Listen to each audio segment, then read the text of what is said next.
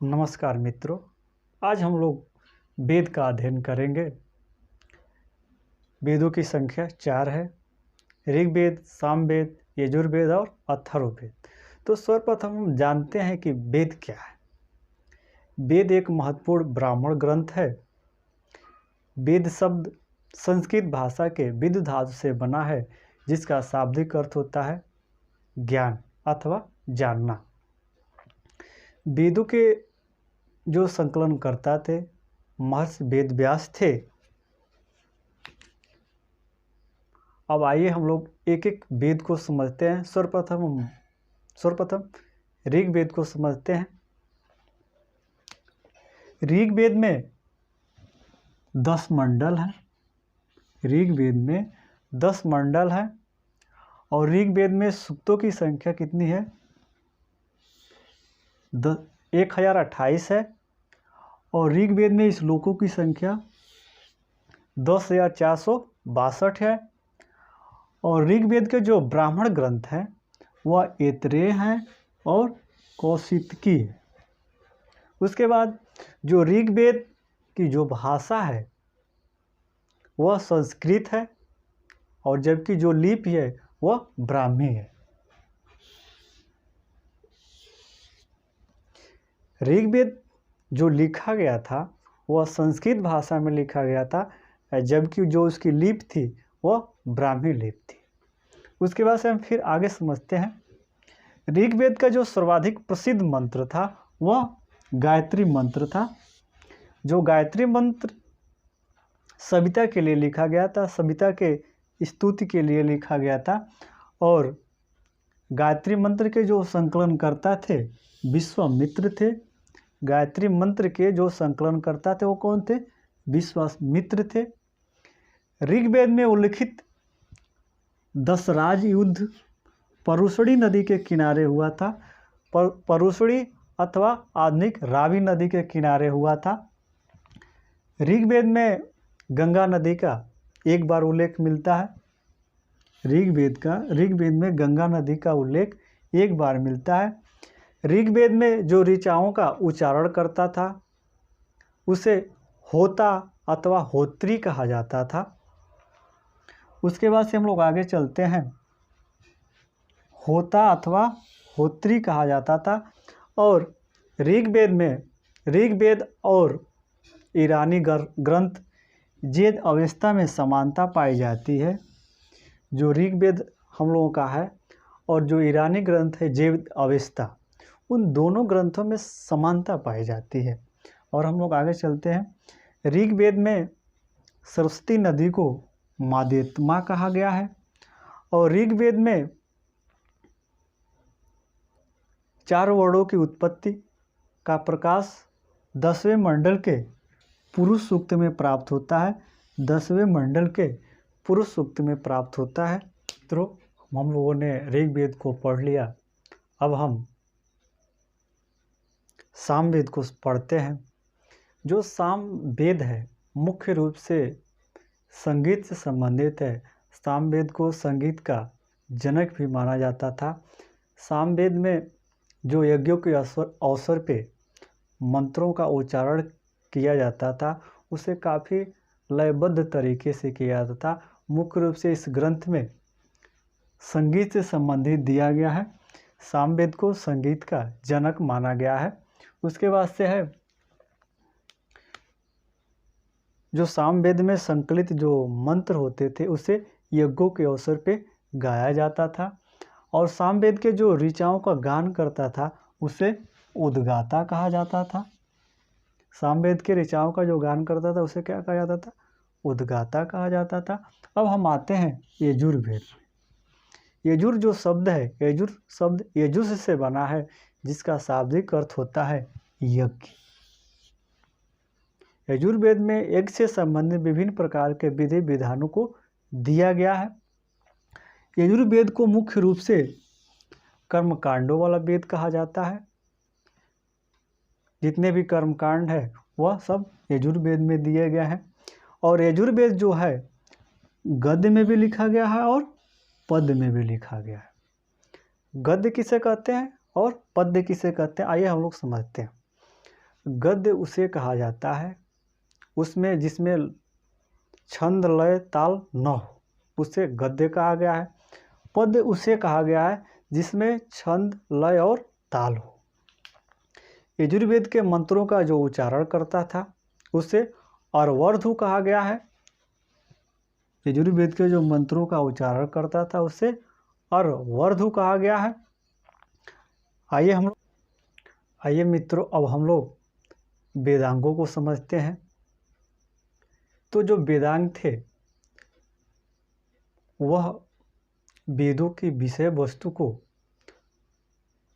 कैसे आसानी के साथ उसको समझा जा सकता है, उसके विधि इसमें बताई गई है। और उस समय जो वेद थे, वेदों की जो भाषा थी काफ़ी कठिन थी, उसको आम जनमानस को समझना बहुत मुश्किल था। इसलिए 6 वेदांगों की रचना की गई। मित्रों, आप लोग याद रखिएगा, वेदांगों की जो संख्या है वह 6 है। तो किस वेदांग में क्या बताया गया है, आइए हम लोग समझते हैं। पहला वेदांग है शिक्षा। तो शिक्षा में बताया गया है कि शब्दों का उच्चारण करने का सही ढंग क्या है, किस शब्द का उच्चारण हम कैसे करेंगे, उसकी जो विधि बताई गई है वह शिक्षा में बताई गई है। दूसरा हमारा वेदांग है कल्प है। तो कल्प में यज्ञ के जो विधि विधान है, जो नियम है, उन सारे नियमों को जो बताया गया है वह कल्प में बताया गया है। और तीसरा जो है निरुक्त। निरुक्त में यह बताया गया है कि शब्दों की उत्पत्ति कैसे हुई है और शब्दों का निर्माण कैसे होता है, इसके विभिन्न पहलुओं की जानकारी जो दी गई है वह निरुक्त में दी गई। अगला है छंद। इसे वेदों का पैर कहा गया है। अगला है व्याकरण। व्याकरण क्या है? तो व्याकरण से हमें शुद्ध बोलने की शैली और शुद्ध लिखने की शैली की जानकारी प्राप्त होती है, इसलिए व्याकरण काफ़ी महत्वपूर्ण है। फिर है ज्योतिष।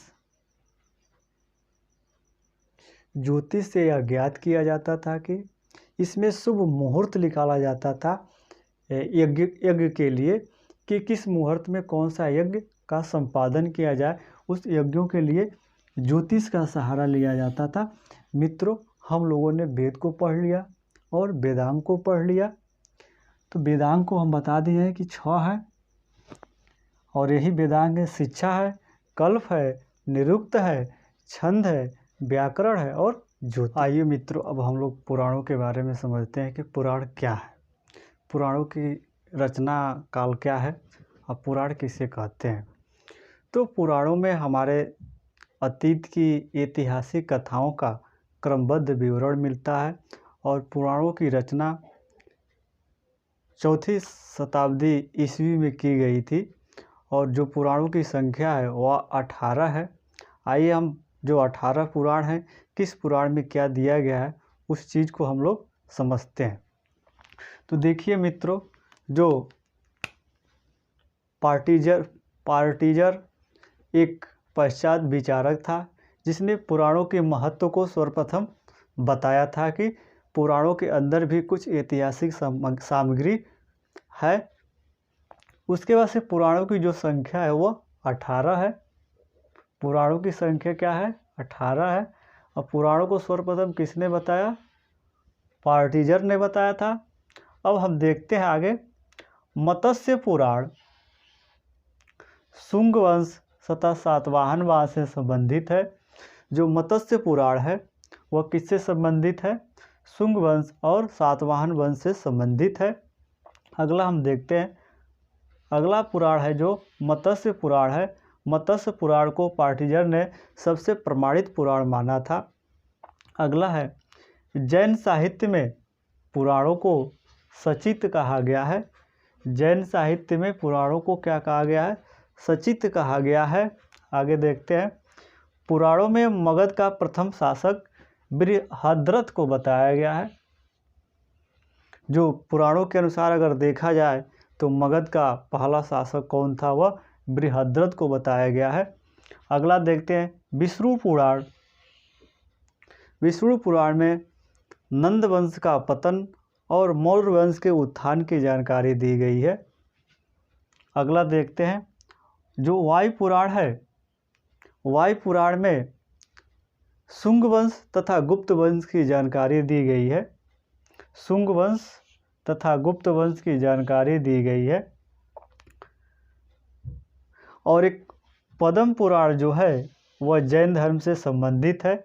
आइए मित्रों हम लोग एक एक पुराणों को समझते हैं कि जो 18 पुराण हैं उनका नाम। पहला है मत्स्य पुराण, दूसरा है भागवत पुराण, तीसरा है ब्रह्मवैवर्त पुराण, चौथा है नारद पुराण, पांचवा है वामन पुराण, छठवां है ब्रह्मांड पुराण, सातवां है विष्णु पुराण, आठवां है पद्म पुराण, नौवां है मार्कंडेय पुराण, 10वां है अग्नि पुराण, 11 है वायु पुराण, 12वां है लिंग पुराण, और 13 है भविष्य पुराण, और 14 है ब्रह्म पुराण, 15वां है नारद पुराण, और 16वां है गरुड़ पुराण, और हम लोग 17 जो है वह कूर्म पुराण है, और 18वां है स्कंद पुराण। मित्रों हम लोगों ने पुराणों के बारे में जो भी जानकारी थी उसको आप लोगों को मैंने उपलब्ध करा दिया। तो सभी लोग जानते हैं कि 18 पुराण है, लेकिन कोई ये नहीं बताता है कि कौन कौन से पुराण है। मित्रों आप लोग चाहें तो इसका स्क्रीनशॉट ले सकते हैं, स्क्रीनशॉट ले लीजिए। आइए मित्रों अब हम लोग उपनिषदों को समझते हैं। उपनिषद ब्राह्मण ग्रंथ का अंतिम भाग है। आइए मित्रों अब हम लोग उपनिषदों को समझते हैं। उपनिषद जो थे ब्राह्मण ग्रंथों के अंतिम भाग को उपनिषद कहा गया है। तो उपनिषद में उपनिषद शब्द दो शब्दों से मिल के बना है, उप और निषद। उप का शाब्दिक अर्थ होता है गुरु और निषद का शाब्दिक अर्थ होता है समीप। यानी जिन ग्रंथों की रचना गुरु के समीप रह के की गई हो उन्हें उपनिषद ग्रंथ कहा गया है। एक तरह से ये भी कहा जाता है कि ब्रह्म विद्या की प्राप्ति के लिए जो शिष्य ऋषि के समीप बैठते थे उन्हें उपनिषद कहा गया है। आइए हम लोग उपनिषदों को और आगे समझते हैं।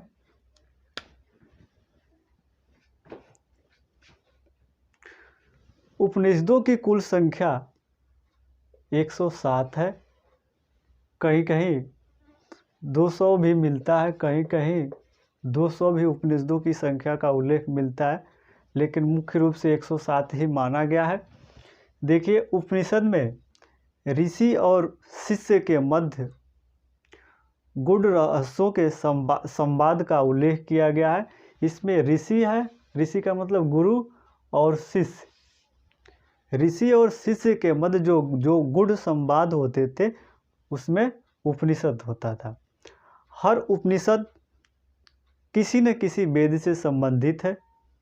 हर उपनिषद किसी न किसी वेद से संबंधित है।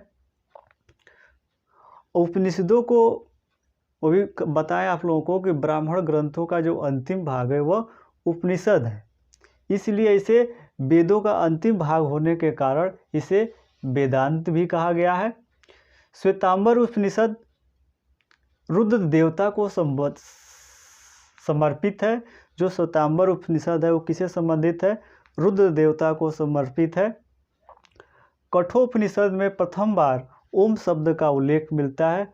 कठोपनिषद में प्रथम बार ओम शब्द का उल्लेख मिलता है। मुंडक उपनिषद से जो हम लोग का राष्ट्रीय वाक्य है सत्यमेव जयते, सत्यमेव जयते जो वाक्य है वह मुंडको उपनिषद से ही लिया गया है।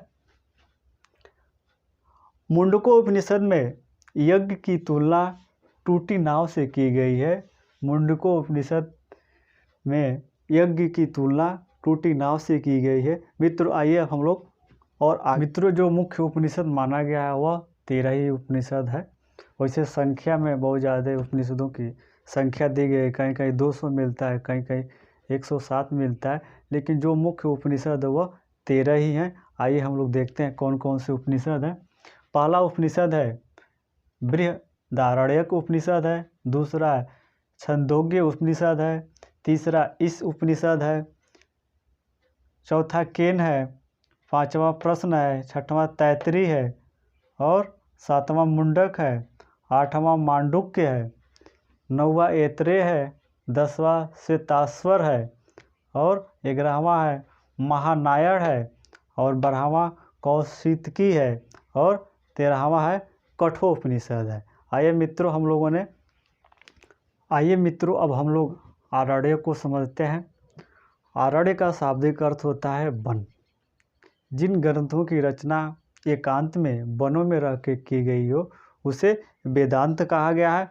वेदांत में आत्मा, ईश्वर और विश्व कल्याण की विधि बताई गई है, ठीक है ना। तो आइए हम लोग आगे देखते हैं कौन से आरण्यक है। जो आरण्यक है आरण्य से बना है, जिसका शाब्दिक अर्थ होता है वन होता है। तो जो मुख्य रूप से आरण्यक है वह ऐतरेय आरण्यक है, जिसका संबंध ऋग्वेद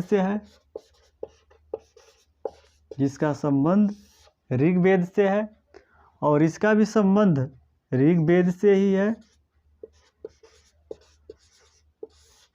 और बृहद आरण्य का संबंध